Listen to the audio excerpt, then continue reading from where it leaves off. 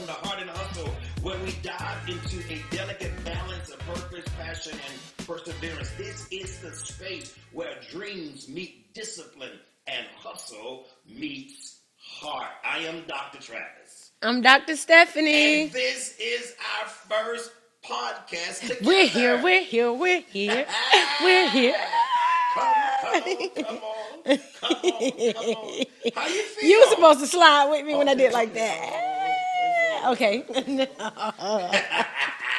All right. So, wow. It's a good feeling. We have done life together for 26 years. 26 years. 6 beautiful children. Yes. 2 grandchildren. An amazing ministry, an amazing journey that God has put us on. But it's our first time in this type of space. It is. It really is. You're not scared, are you? Absolutely not. Come on! We're doing this together, baby. Because it's our first ever what? Our first ever podcast. And I love podcasts. You love podcasts. I do. Tell me why you love podcasts so much. First of all, I love visual podcasts, so I would call What's myself. the difference? Okay. Yes, I like YouTube, and because I love to be in and get in people's conversation. So you love podcasts. We love podcasts because it engages conversation. Correct. That's why. With information. Huh? With information and sometimes inspiration. That's right, but it's still the conversation. Yes. Let's have the conversation. Oh, my goodness. All right, today's topic is going to be, remember many moons ago, this guy by the name of Gary Chapman, he wrote a book on the 5 love languages. Okay. Give me the Cliff Notes. That's all I'm saying. God. For people like me, give me the Cliff Notes. Yes. You love a cliff. I do. We're going to give you a cliff note. All right, so Gary Chapman wrote this amazing book, New York's Bestsellers. Mm-hmm. It went around the world 17 times, and he made millions and millions because the information was absolutely life-changing. Mm-hmm. But that was many moons ago. Many The topic today is that revelation, that book, is it still relevant? What's the book? I didn't hear you say it, so give me the name. This is a podcast. Come on now. Is the 5 love languages. Okay, the 5 love languages. Mm-hmm. And some of the 5 love languages are acts of kindness, physical touch. I only know mine's words of affirmation. Words of affirmation. And gifts. And gift giving. And then one more.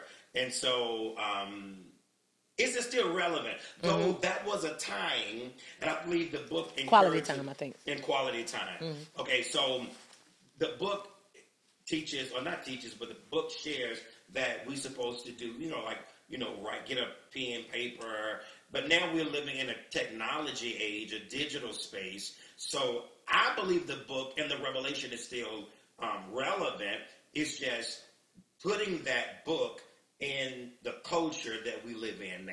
Mm-hmm. So instead of getting a piece of paper, I can text you, I can DM you, I can send you a picture, of my pecs, my biceps, my triceps. No nude pics. We're not talking about comedy. We don't want it out in the cloud. We don't want it in the clouds. Yeah. But no, you are right. It is still relevant because we're still humans. That's right. And we still need that connectivity. Mm-hmm. And we've been married 26 years. And counting. You got to always say and counting. And we had to live. I think that book was so helpful because that book gave us a skeleton. No, really. Of like, how do I communicate? I communicate love. I love giving gifts. I love giving gifts. Like for 26 years, I'm the one that did all of the vacations. Not only did I do the vacations, I had to plan the vacations. Come on, resume. I had to do all of the excursions. Come on, resume. The travel, hotel, food, restaurants. And so I love giving gifts. I love taking care of my family. Because that's my way of communicating. Let's just give a fun fact. Fun fact is, you get happy when other people go shopping for their birthday. I mean, you get happy as if it's your birthday. That's right, I do. I really so, do. no, gift giving, no, seriously, that is one of your strong love languages. I love when other people receive a gift. I do. No, you get happy. I want to see it. You want to help them plan the party. Like that's you. Yes. You love the element of gift giving in I don't every have to receive facet. a gift. I just know. like to give. Yeah. Correct. But with that being said, so in your communication, how do you communicate love to me? mine is acts of kindness. You kind? Very kind. Oh wow. And acts of kindness. Can you give us the landscape of your kindness? Yes, like the holidays just recently left. Okay. And I love acts of kindness. Like, think about it. When you came in this house, a lot of people's like, your home looks as if it's a part of Hallmark. Am I correct? So I love to cook a meal. They said Hallmark. That's what the streets was saying. Give us your resume. Give us your resume. I will. Okay, and you do it. Yeah, I had about 8 Christmas trees and 20 Christmas. It was a bit much. It was a little jolly around here. It was Jolly Rancher. No, but let's go back to this for real, though. The reason why I'm learning that as I'm on this tour to 50, because I'm 49 this year. And you look absolutely gorgeous. Thank you, babe. Thank you. And but what I'm saying that to say is I believe, though, your love language can also change. As you get older, as I get older, I'm being honest, because I don't think it was this when I was young. But as I get older, I love words of affirmation given to me. As I get older, I love words of affirmation. I think I'm gonna tell you something else. But the book, let's be clear. The book is not about you. The book is about how you communicate love. Ooh, you try to bust my bubble. No. I just want people to know about the book. Okay. The book is about how you communicate love first, and then we'll move into how you receive love. Like, okay. I love gift giving. You do. But I like to receive physical touch. And so when we got married, you didn't do any physical touch. You're not really touchy-feely now. Oh, I'm very touchy-feely now. Now, I'm very touchy-feely. Oh, yes. Okay. Get back to this. No, I love... We're just kidding, guys. This is a joke. This is a podcast. It's a podcast. It's real life. We're supposed to make you laugh. Correct. Because what we're doing is we are allowing people, finally, something we should have been done, allowing people into I always said we should have done this, but it took Pastor Stephanie a little while to get used to it. And everybody always say, we should have our own reality show because they think we are absolutely funny. This is not really this. I know we have a boom mic and 17 different cameras, but this is pretty much how we are. You think you're a comedian, and I'm very quirky. Together, you think it's crazy. Yeah, you think it's crazy. You can tell we got young people around us. It's wild. But let's go to it. Let's get into it. Seriously, I have to make money doing this. Go ahead, but you can talk. Go ahead. Let's get into it for real. All right. So, on the serious, is it you timeless? Communicate by way of acts of kindness. Yes. I communicate by gift giving. Mm-hmm. But how do we want to receive love? Go. Affirmation. I do. And you said touch, physical touch. And physical touch. Mm-hmm. Affirmation is powerful. I'm getting ready to go touch your bald head, but go ahead. Affirmation is powerful. I'm making him blush. Correct? Mm-hmm. It is. Because it reconfirms and affirms. Mm-hmm. It affirms your humanity. Yes. And your greatness. Yes. Talk about that. People really need words of affirmation. No, I love words are powerful. The scripture talks about it. Words of the Bible says life and death is in the power of your tongue. Like your words, the words that come out of your mouth, they're very powerful because they have the ability to create. And I love someone to speak words of affirmation because I love for people, it's just something that it just brings and it breathes life into me. Why? Because I'm always giving out words of affirmation and exhortation. So I do. When my birthday come around, what's the first thing I tell you? When your birthday comes around, though, you like a lot of stuff, but you do. The first thing you want is, I would like for the prophets to surround me and give me the word of the Lord. And we believe that. We believe in the prophetic. We're prophets, and we absolutely believe that life and death is in the power of our tongue. Our tongue is the pen of a ready writer. And the more we speak affirmations over each other, the more our future brightens up, our future clears up, and our future expands. So I totally get that. People need that. People, and then some people need physical touch. Yes. Some people need physical, like a hug, a kiss. Some people need that. Some people need Quality gifts. time. They need quality time. Like I'm not talking about sex. I'm just saying like holding my hand, walking down, or just being with the gift of presence. The gift of presence. When you just need someone to sit with you. So that really means that that book is timeless. Now, That's the right, way in yes. which It's timeless. I believe it. we walk that book out Yeah. may have shifted and Yeah, the changed, culture. but that book is timeless because we're Timeless. still humans, and we went through a rough patch in this world, and we found out physical touch is important. Yes. We found out that being able to communicate with others is important. You mean the pandemic? I, What do you said? they the don't rough really patch. like. You're not really supposed to say that, so I just said rough patch. Oh wow. Okay, so the pandemic is a trigger. No, really, you're not. So just Oh, say wow. rough patch. Oh, I wow. I watch enough YouTube to know. Well, okay. Just say well, rough we went patch. through a rough patch in 2020, all the way through 2022. No, seriously, and the world found out that we're better together, that we need physical touch. Connectivity. Right. Connectivity. One of our doctors in our ministry, she's a scientist. She said that I don't want to mess up the word, but when you are communing with a person, there's a certain chemical that I release and everyone who's in my hub release. And without us knowing, those chemicals are connected. Okay. And that's why when you come around people that you know, it releases endorphins because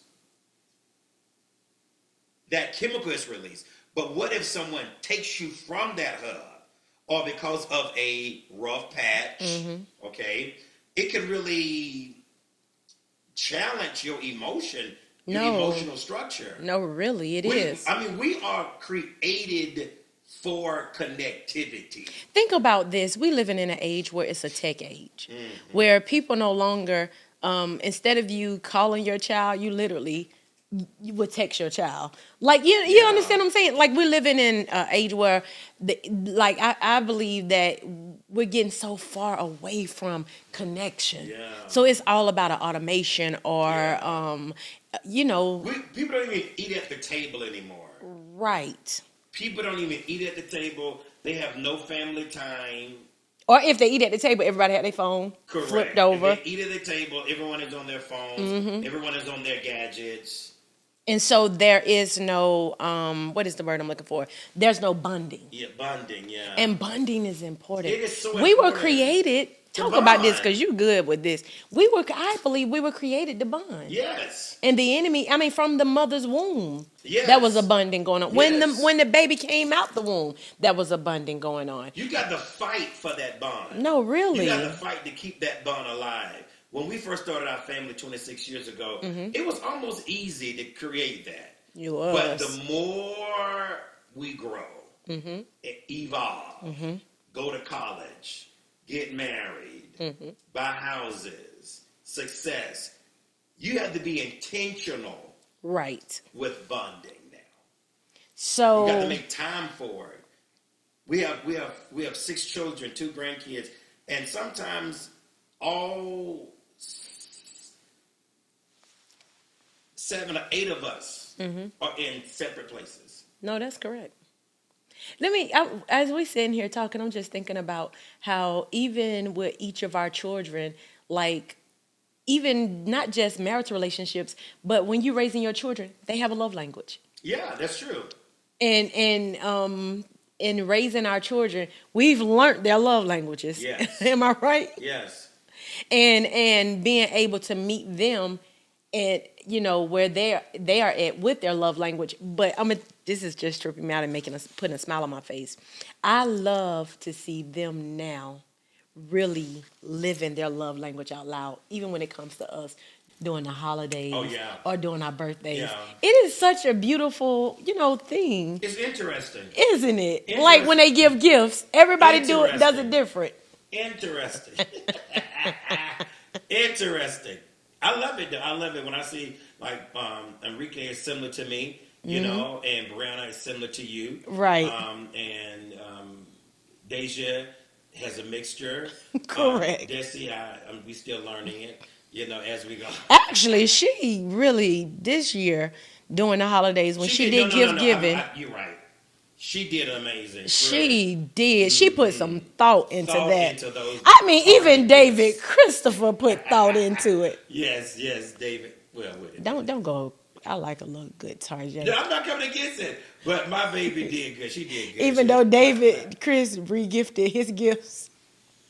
David Chris goes into everybody else's old gifts and regifts them, and he thinks that's a gift. Hold on, but he put some words to it though. And remember, we was like, "Did you write that? or did you get somebody else's intellectual property?" He probably cut and paste. Cut and paste, cut and paste, cut but and paste. It came from the heart, right? So when you look at like what Gary did, the 5 love languages, it is still relevant. No, but yes. in a different construct. And I believe it's also important not just for us to build our marital relationships, but I think it's important even when you're building a family. Now that I'm looking and our family everybody's pretty much grown, just seeing how everyone has their own love language and seeing them express it out loud and seeing them love us the way we desire to be loved, it's just a beautiful thing. So is his book obsolete? Absolutely not.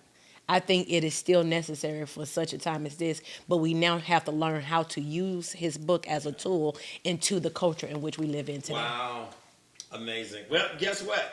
The book and the information is still relevant. Mm-hmm. We now put it in the culture construct of 2025 and the day that we're living in. And I am so glad that we did our first podcast. Mm-hmm.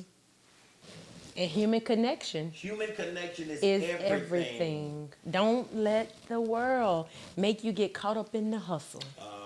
That you forget the heart of humanity. That's right. That's right. And the heart of humanity sits right where in the womb of connection, I believe. Wow. I like say that again. The heart of humanity, I believe, sits in the womb of connection. And that's something the enemy tries to fight, us with all this technology, right? Yeah. But sometimes, and like you said beautifully, that connection sits in the womb of humanity. Well, that's good to leave on. Well, listen, make sure you stay connected to Heart and Hustle, Dr. Travis, Dr. Stephanie, but make sure you subscribe to this channel. Yes, right now subscribe, because I'm telling you, we have great conversations coming your way. And remember, this is Heart and Hustle.